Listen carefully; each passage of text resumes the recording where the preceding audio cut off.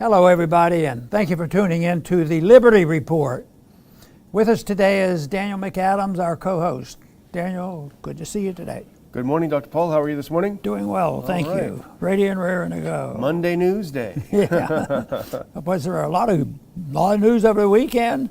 I wasn't glued to the television, and there wasn't much on the internet. So.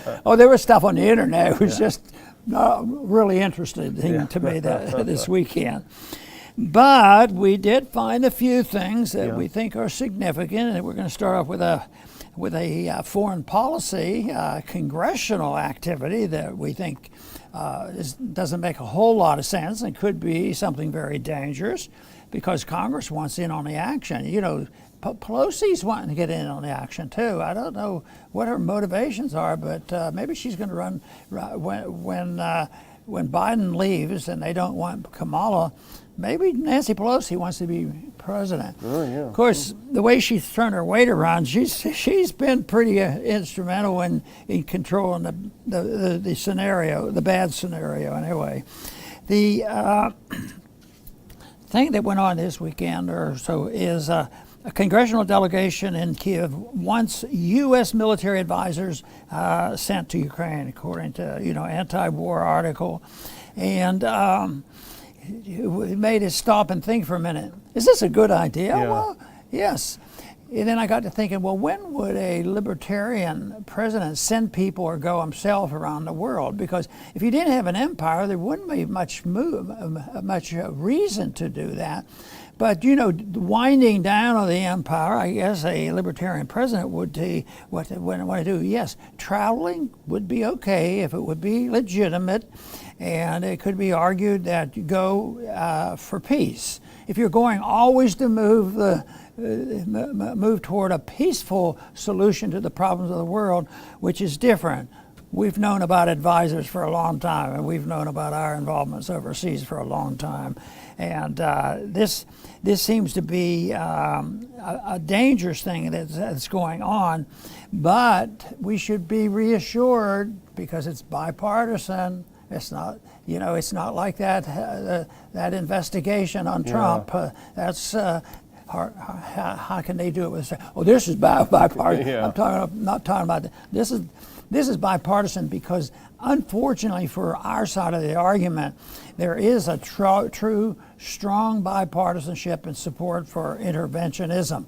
But I would say that maybe we put a crack or two in it and make people think more often. Yeah. One thing that I felt like I might have had, this much influence on it was getting people to change the word to non-intervention rather than isolationism. Yeah. There were libertarians that liked that word, and I didn't like that. Yeah. I thought Raimondo liked it. Huh? Justin Raimondo liked isolation. I think because he liked to just irritate people. Yeah, but anyway, we now have them over there, and my prediction is it's probably not going to stop there. There'll be people talking about peace and all that, but you have to have advisors to have peace, and there was the chance that we're deeply involved in it already. How do you get out? And it's more complicated than just we, the United States, sticking our nose in the business of somebody else, and we shouldn't have done it. I mean, this is big stuff. This is NATO, which is on a roll. They're getting new members, and I don't think that's a sign of wisdom and strength because their policy is failure, and it's going to fail. It's sort of saying, well, the Fed has all this control, Yes, but they have a failed policy, so don't sweat it. They're going to crash it, and unfortunately, there's going to be a lot of innocent people, whether it's in foreign policy or whether it's in monetary policy. The people who suffer most of the time aren't deserving. They probably have just not known much about it. Can't do much when the big guys are controlling.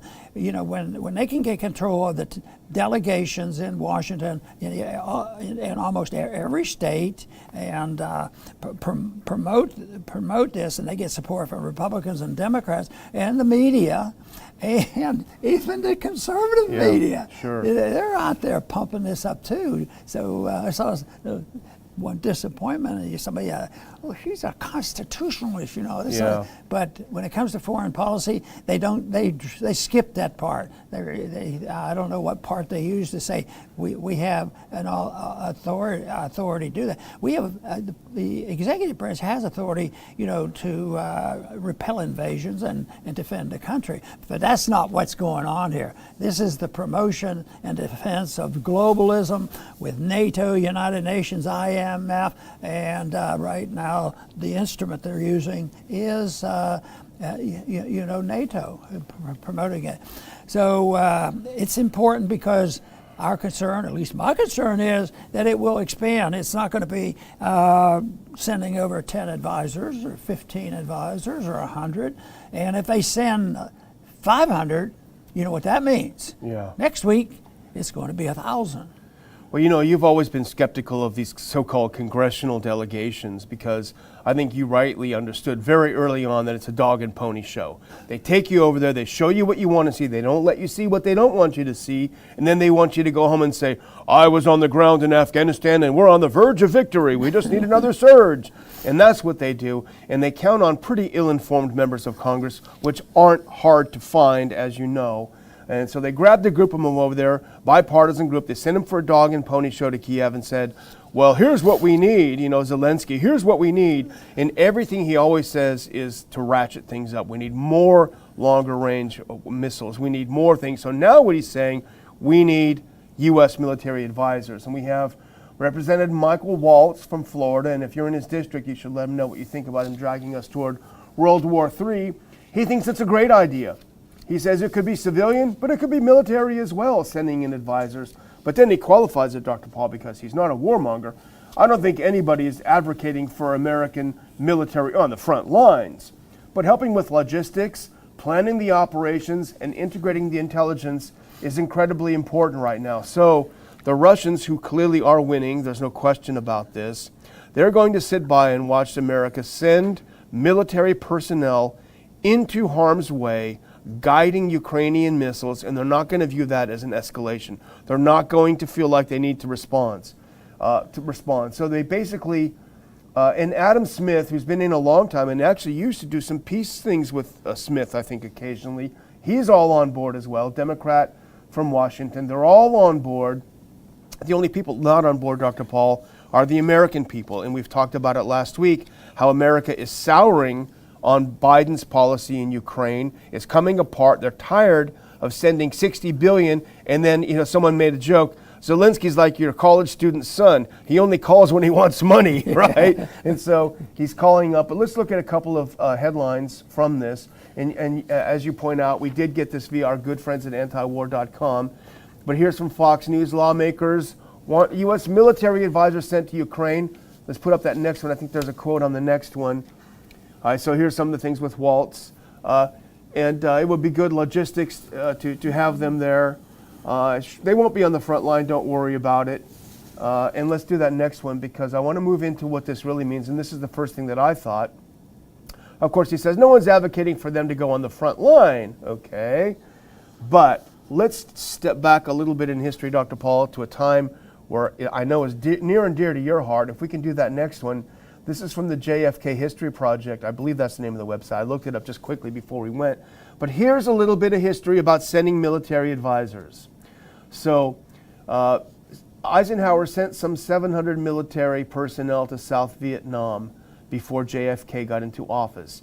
In May of '61, JFK authorized sending an additional 500 special forces and military advisors to assist the pro-Western government. By the end of '62, there were approximately 11,000 military advisors in Vietnam. Hence, as you say, it'll double within a week.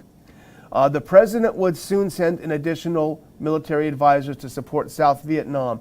By the end of '63, the number had risen to 16,000. Now let's take a look at this next slide, Dr. Paul, because I know you're going to want to comment on this. This is from James Galbraith, the son of John Kenneth Galbraith, famous historian, and this is a great article from a few years ago. Exit strategy. In '63, JFK ordered a complete withdrawal from Vietnam. So he helped with the escalation, then he saw what was coming, he tried to get us out. I wonder what happened next. Boy. And you know, and some people still argue the case that JFK's foreign policy and his change in his foreign policy had nothing to do with his assassination. After having read as much as I can possibly read and find so many similar arguments, always going back to our government being very much in that operation of getting rid of Kennedy. And I consider that, November 22nd, 1963, as a result of this kind of stuff, to silence him as a bigger day. It was a big day then. It's still a big day in our history, but I think it's a big day because I think this was a coup, a clear-cut coup. And these people who throw that word around carelessly right now, and insurrection, all that, if you want to see it, you got to have guns and you got to kill the head of the leader and you got to go out and do something and take over the government. And if what is true, that has been researched by not by one, probably by 20, and they come up with similar stories about how this happened. It was a coup, and this to me is something that we should realize. And also it exposes, the deep state and the military-industrial complex, how powerful they are, and the monetary authorities that see to that these kind of things are financed. It's all in a group. And it catches my attention because I was a draftee for the Air Force in 1963. And matter of fact, that day of November 22nd was always etched in my mind because the day before he was assassinated, he was on Kelly Air Force Base where I was. And nothing special happened there, but it was something like, who would have ever believed, that as I was there the day before, on the 21st, that within 24 hours the whole world would change, and probably is the slickest coup and one of the most significant coups that was ever pulled off. Changed the course of history and emboldened the bad guys to keep doing it, Well, the next piece we want to talk about is really fascinating because Hungarian Prime Minister Viktor Orban, he gave a sizzling speech in a little place called Tusnadföldő in Romania, in Transylvania, and he basically had an emperor has no clothes moment because he basically said the opposite of what these dummy lawmakers in the U.S. are saying. He's saying what is obvious to most people with a brain: the strategy is not working, that we need a new strategy. And you're not allowed to say that, but he did say it, and it was a great, fascinating speech. If we can put up this first clip, Hungary's Orban calls for Russia-U.S. peace talks for Ukraine. And that's interesting because he's not talking about bringing in Ukraine, and he recognizes that this is a proxy war between Russia and Ukraine. He says it's not working, and we need to deal with some of the issues. And this is a long quote, and I won't read it all. If we can go to the next one. Just a couple of points that he made, and you can find this full article. This is written by one of my favorite geopolitical analysts, a retired Indian ambassador, Badrakumar, M.K. Badrakumar, and it's on ronpaulinstitute.org today. But what Badrakumar points out is what Orban said is there were 4 pillars of Western strategy regarding the war, the war with Ukraine and Russia. And he says all 4 have failed. The first was that Ukraine would win the war against Russia with NATO weapons. Didn't happen, not going to happen. Second, that sanctions would weaken Russia and destabilize its leadership. Well, the opposite happened, as we know. That sanctions would hurt Russia more than Europe was the third. No, the opposite. And fourth, that the world would line up in support of Europe. And that hasn't happened. So what he says is that rather than this 4-part strategy winning, the governments in Europe are falling like dominoes, he said. And he makes a great point, and it's a sort of a great visual of what's happening. He said, we are sitting in a car with 4 flat tires, right? Boy. So it's time to start thinking differently about this. He said Ukraine will never win the war because Russia has an asymmetrical dominance. And here's the last thing I'll say about this, Dr. Paul. He said only Russia-U.S. talks can put an end to the conflict because Russia wants security guarantees. And with all the hysteria around it, what is so wrong with Russia and the U.S., revisiting these talks in December, the proposals by Russia last December saying we need to talk about Ukraine not being in NATO. We need to talk about Ukraine being neutral. There's nothing wrong with neutrality because we don't want to feel threatened. You know, there's no reason not to go. So basically, I think Orban has stepped up here with the speech. I don't want to praise him too much, but he stepped up as a statesman saying, look, he said, I don't want to side with Ukraine. And he said it very openly, but we need to have a new strategy to stop this thing from escalating. You know, this is described as the Hungarian leader says U.S. sanctions on Russia have failed. And you pointed out the conventional wisdom of how they failed and they backfired. I think the Russians are doing quite well. They're making more money and they're selling as much oil as ever before. And the combination of Russia and China is something that the West has always feared, you know, for military reasons as well as financial reasons, challenging the dollar.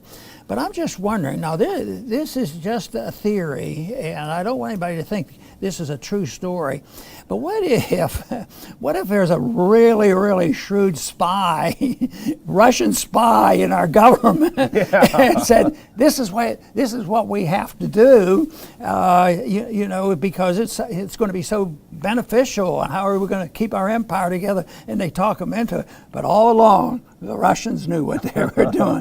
Now, I want to make sure everybody knows this is just a flawed theory. The sad part is, I mean, you would have to be the greatest spy in history. They don't even need to have a spy because they're doing it themselves. Orban made another good point. He said, we shot ourselves in the lungs and now we're gasping for air. You know, I mean, it's a great visual on what they did. And, you know, it makes you, you know, no wonder they hate him so much for saying what's obvious. But hopefully these ideas prevail and we do start rethinking this because it ain't working very well. So do we want to move on from Hungary back to North Carolina, or? Yeah, I used to live there, you know. Did you? I didn't know that. It's a pretty. There's a medical school there called Duke. Oh, that's right. I always forget it's in North Carolina. Yeah. Stupid of me. Duke School. Yeah, that's right. I tell you what, I was never displeased. I had questions about the medical school. When it even touched on anything political, they were wrong, but this university isn't too good on politics. But they got a good reputation for science, right? So, okay. This is a good one. No. Yeah. Somebody stood up for justice and common sense. And this comes from Zero Hedge. They're good reporters. They give us lots of ideas. Yeah. Entire North Carolina Police Department resigns in protest over progressive town manager. Now, this is not, they didn't resign because they denied funds. You know, they weren't doing this. All they did was hire a certain town manager, and they didn't inspect. And once again, did they check this person out that became the town manager and found out this, and they said, oh, that's the one we want? Yeah. Or they didn't check the individual out and decided that would be the town manager. But anyway, she was big progressive. Yeah. All the nonsense you could think about. It has to take a lot. Some of these guys that they interviewed was, you know, professionals. They've been there a long time. They probably lived there most of their lives. They thought that would be their last place that they would work. And it must have been really, really bad. And they got together and resigned. It'll be interesting to see what happens. But I would think that maybe somebody's going to wake up and fire everybody, you know, that was involved in. Maybe at their next election they'll take care of that. It's a small town, but anyway, it's another good sign that there is a point when people will finally stand up and say, we've had enough and we're not going to take it. So.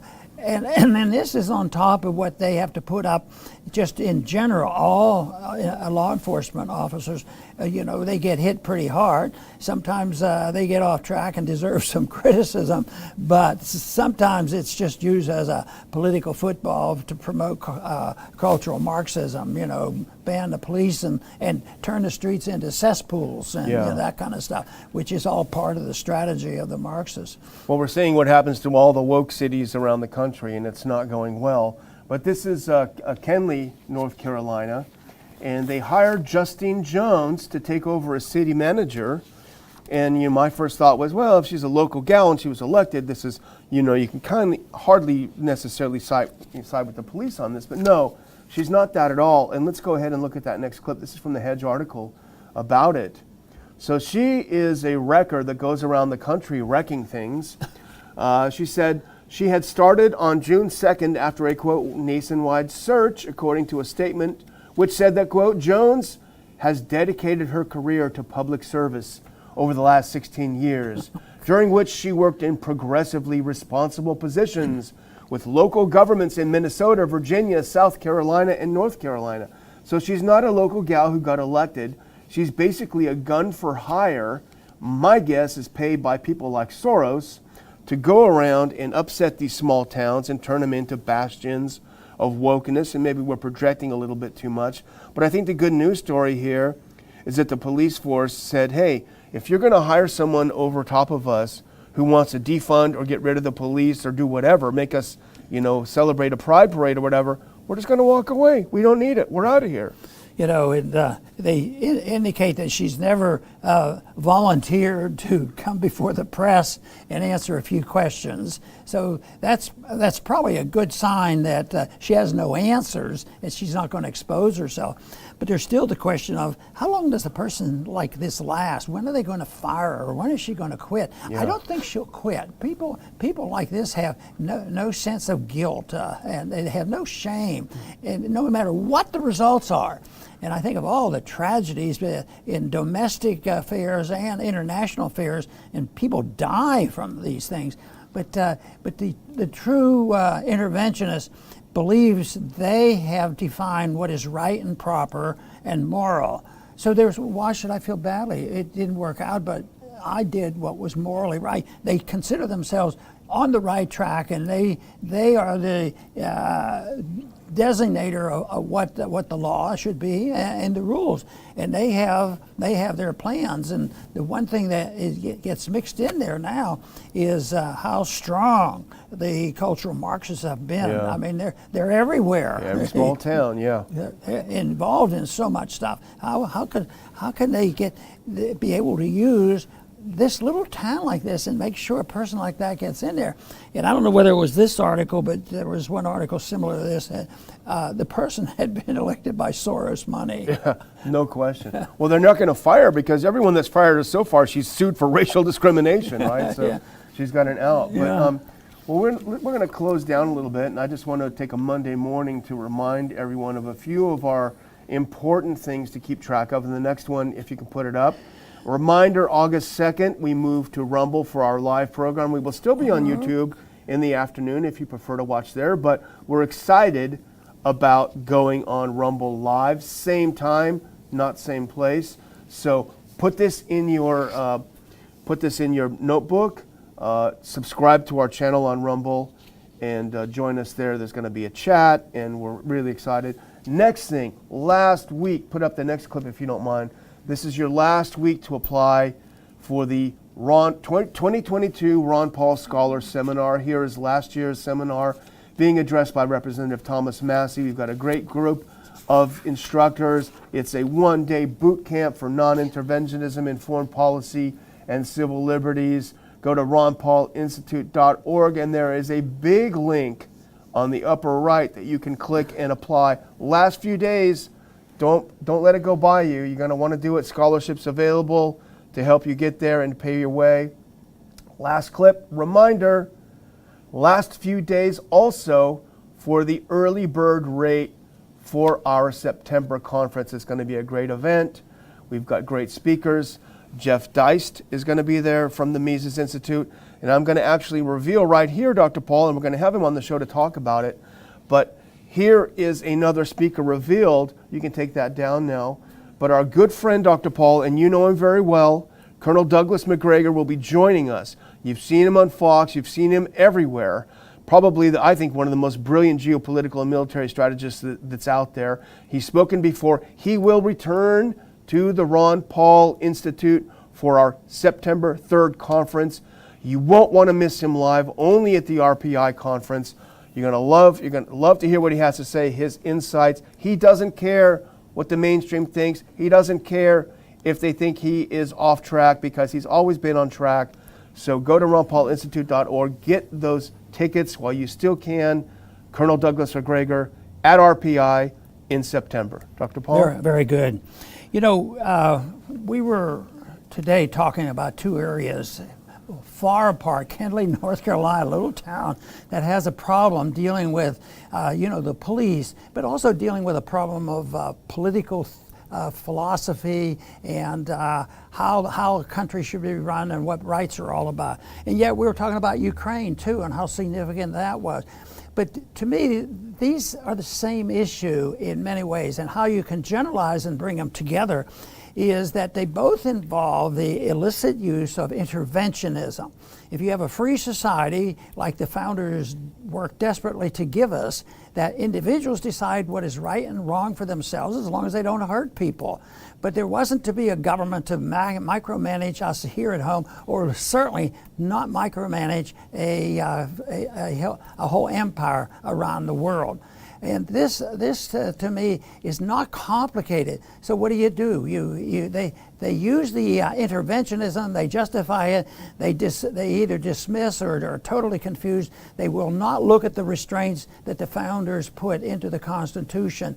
Matter of fact, that's what the Constitution is really all about, and was intended was to limit, the government. It wasn't to say do whatever you want and this is permissible. So that is a big problem that we've had in so many things that we do, and. When the people are doing these things, what fills the gap when they believe in interventionism is authoritarianism. And there's always some that'll jump in, whether it's at the county level or in little towns like Henley, and yet behind the scenes, how did they get these ideas to believe in this stuff? And there's money behind it. The deep state has the money. They do, and they will lecture and propagandize. So people who seem, this is just a little old town, and what do we worry about what their problems are? But the woman got in this job here and is causing this chaos. She's a progressive. She believes in all this stuff. She has no guilt. She doesn't feel badly if it goes wrong, because, matter of fact, the worst thing about all this would be when it causes chaos in our streets, and that hasn't gone away. They say the chaos in the street. We like that. Because it's the chaos in the streets that will bring down, what we think is good about Western civilization. The Marxists don't like it because it's a tougher challenge if there is a civilization doing the job much better. And yet that is exactly what their goal is. So chaos is what their goal is. And so they turn around and they don't lose any sleep because they don't even have a concept of what is right and wrong. They don't have the principles of the higher law. They have something where you can't know those things. So what we do is the law of the land.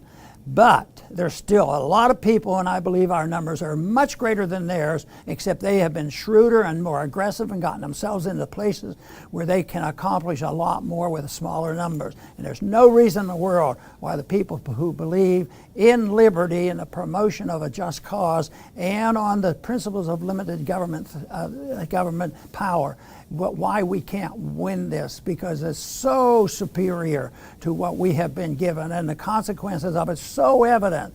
But it just means that we have to work as hard as those who have put their people in a position around the country. But we report on the stories where people are waking up, whether it's school boards or whatever, or on foreign policy. People finally wake up, and say enough is enough. It was tragic. We mentioned Vietnam earlier for other reasons, but finally people woke up over Vietnam.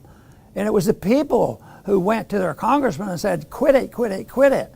It is not the people. It's not the people who are in leadership. It's more likely those people in leadership of this country and the deep state, very likely, and I believe, had something to do with the tragedy of November 22nd, 1963.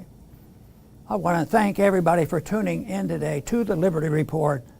Please come back soon.